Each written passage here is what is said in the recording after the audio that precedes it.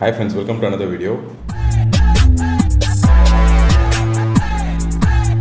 Safest car பிராண்ட்னா நம்ம மனசில் வர ஃபஸ்ட்டு பிராண்ட் என்னவாக இருக்கும்? வால்வோவாக இருக்கும். அந்த வால்வோக்கே இந்த நிலமை வந்தால் என்ன பண்ணுறதுன்னு நீங்களே சொல்லுங்கள். நேத்திக்கு பெங்களூரில் ஒரு பகுதி இருக்குது, நீலமங்கலம் அப்படின்னு சொல்லிட்டு. அந்த தேசிய நெடுஞ்சாலையில் ஒரு வால்வோ XC90 ஒரு 6 பேர் கொண்ட ஒரு ஃபேமிலி அந்த காரில் ட்ராவல் பண்ணிட்டு போயிட்டுருக்காங்க. அந்த ஹைவேயில் ஆப்போசிட் டைரெக்ஷனில் ஒரு ட்ரக் ஒன்று வருது. அந்த ட்ரக்கில் அலுமினியம் மெட்டீரியல்ஸ்லாம் ஏற்றிட்டு அந்த ட்ரக்கு வந்துட்டுருக்கு. அந்த ட்ரக்குக்கு முன்னாடி ஒரு கார் ஒன்று போயிட்டு இருந்திருக்கு. சடனாக அந்த ட்ரக்குக்கு முன்னாடி போகிற கார் ஒரு பிரேக் போட்டிருக்கு. அதை பார்த்துட்டு அந்த ட்ரக் டிரைவர் என்ன பண்ணியிருக்காருன்னா பேனிக் பிரேக் அப்ளை பண்ணியிருக்காரு. எங்கே போய் காரை மோதிடுவோம் அப்படின்னு சொல்லிட்டு அந்த ட்ரக்கை ரைட்டில் திருப்பியிருக்கார். ரைட்டில் திருப்புறப்போ நடுவில் மீடியன். ஸோ அந்த ட்ரக்கு கட்டுப்பாடை இழந்து மீடியனை தாண்டி ரைட்டில் பாஞ்சிருச்சு. அந்த ரைட் ஹேண்ட் சைடில் தான் வந்துட்டுருக்கு வால்வோ XC90.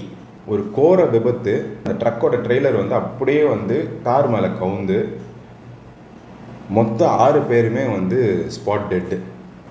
நம்ம நிறைய ஆடு பார்த்துருப்போம் வால்வோவோடது. எவ்வளோ பெரிய ஹெவி ஆப்ஜெக்ட்ஸு ட்ரக்கெல்லாம் கவுத்து காட்டுவாங்க. அப்போ கூட காருக்கு ஒன்றுமே ஆகாத மாதிரி இருக்கும். இந்த ஆக்சிடெண்ட்டில் உயிரிழந்தவர் பெங்களூரில் ஒரு ஐடி கம்பெனியோட CEO. அவங்க ஃபேமிலியோட ஒரு இடத்துக்கு ட்ராவல் பண்ணி போயிட்டுருக்காங்க. அப்போ தான் இந்த கோர விபத்து ஒன்று நடக்குது. அந்த வால்வோ 2 months பிஃபோர் தான் டெலிவரி எடுத்திருக்காரு.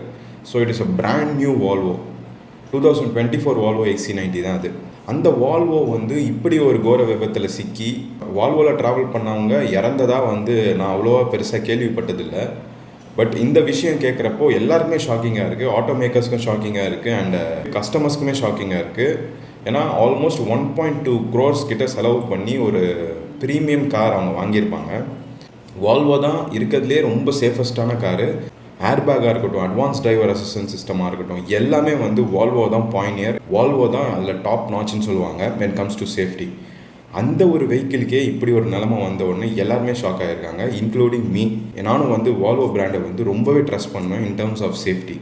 ஸோ ஃப்ரெண்ட்ஸ், நம்ம மரணன்றது நம்ம கையில் கிடையாது, நம்ம போகிற காரை பொறுத்தும் கிடையாது. நம்ம எவ்வளோ சேஃபாக ஓட்டணும்னு நினச்சாலும், நம்ம என்ன ஒரு சேஃபஸ்ட் காரில் ட்ராவல் பண்ணாலும், நீங்கள் போகிறது ரோல்ஸ் ராய்ஸாக இருக்கட்டும், நீங்கள் போகிறது ஒரு பென்ட்லியாக இருக்கட்டும், நீங்கள் போகிறது ஒரு வால்வோவாக இருக்கட்டும், கடவுள் என்ன நினைக்கிறாரோ அது கண்டிப்பாக நடக்கும். அதுதான் நம்ம பிலீவ் பண்ணணும். பிகாஸ் வால்வோ ஓட்டின நபர் பக்காவாக ஓட்டியிருக்காரு, ரூல்ஸ் எல்லாம் ஃபாலோ பண்ணியிருக்காரு, பர்ஃபெக்டாக தான் ஓட்டியிருக்காரு. அந்த ட்ரக்கு டிரைவருமே முன்னாடி இருக்க காரை போய் இடிச்சிடக்கூடாதுன்னு தான் பிரேக் அடித்து ரைட்டில் திருப்பியிருக்காரு. அந்த திருப்பின அந்த நிமிஷத்தில் இந்த மாதிரி ஒரு கோர விபத்து நடந்திருக்கு.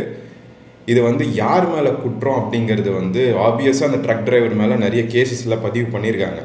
நெக்லிஜென்ஸ் ஃபார் டெத்து, அதுக்கப்புறம் ஓவர் ஸ்பீடிங்கு, அந்த மாதிரிலாம் அவர் மேலே பதிவு பண்ணியிருக்காங்க. ட்ரக்கு டிரைவருமே ரொம்பவே சீரியஸாக இன்ஜூர் ஆகி ஹாஸ்பிட்டலில் இருக்கார்.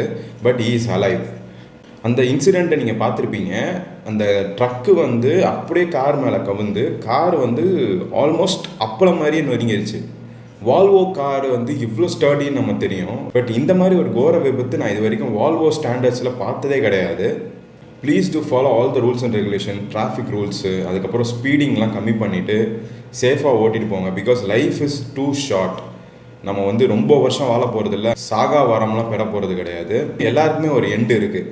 ஸோ வாழ்கிற அந்த கொஞ்ச நாள் சந்தோஷமாக சேஃபாக வாழ்ந்துட்டு போகிறது தான் நம்ம பார்க்கணும். இந்த 6 பேரோட ஆன்மா சாந்தி அடையணும்னு வேண்டிக்கலாம். அண்ட் ஆல்சோ நிறைய விபத்துகள் நடந்துக்கிட்டே தான் இருக்குது. நம்மளால் எவ்வளோ தான் நம்ம safest car, level 2, level 3, level 4 ADAS கொண்டு வந்தாலும், என்ன தான் ஆட்டோ எமர்ஜென்சி பிரேக்கிங் அது இதுன்னு என்ன பாசிபிள் அசிஸ்டன்ஸ் நீங்கள் கொடுத்தாலுமே நம்ம கையை மீறி ஒரு விஷயங்கள் நடக்குது. அந்த மாதிரி விஷயங்கள் தான் இந்த மாதிரி incidents. So please do drive and right safely. And இந்த வீடியோ உங்கள் ஃப்ரெண்ட்ஸ் அண்ட் ஃபேமிலிக்கு ஷேர் பண்ணுங்கள்.